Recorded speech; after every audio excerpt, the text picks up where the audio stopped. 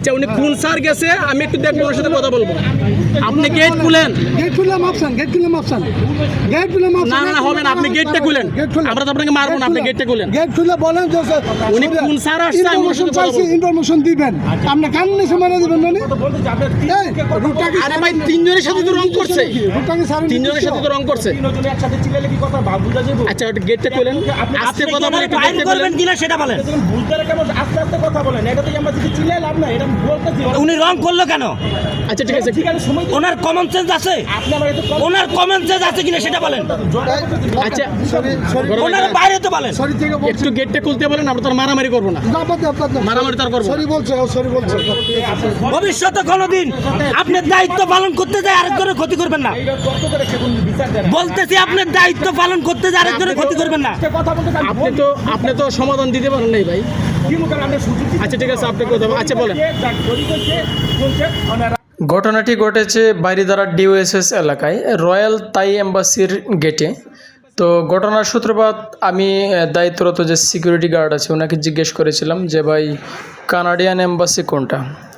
তো উনি ভালো না লাগলে নাও বলতে পারতো, অথবা বলতে পারতো যে ভাই আমি চিনি না। যাই হোক, জিজ্ঞেস করার সাথে সাথেই আমার বাইকের ঠিক পিছনে একটা প্রাইভেট কার আসে, রয়্যাল থাই এম্বাসির হয়তো বড় কোনো কর্মকর্তা হবে। তো গাড়িটা হর্ন দেয় নাই, জাস্ট দাঁড়াইছিল। এর মধ্যে সিকিউরিটি বলতে চাই হোন্ডা সরা, কানের নিচে একটা দেবো। মানে আমি জাস্ট অবাক হয়ে গেলাম, এই কথার মধ্যে এই কথা কীভাবে বলে, এখানে কোনো কথা কাটাকাটি নাই, কিচ্ছু নাই।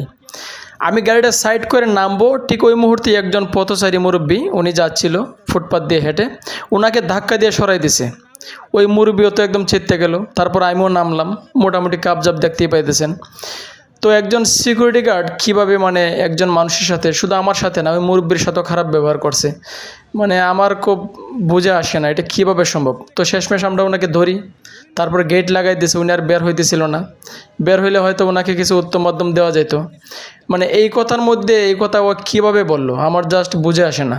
তো শুধু আমার সাথে খারাপ ব্যবহার করছে তা না, ওই মুরব্বীর সাথেও করছে, পথচারীর সাথে, মোটামুটি 2-3 জন। তো পরে ওনারাও ভিতর থেকে মাপ চাইছে, দেখতেই পাচ্ছেন।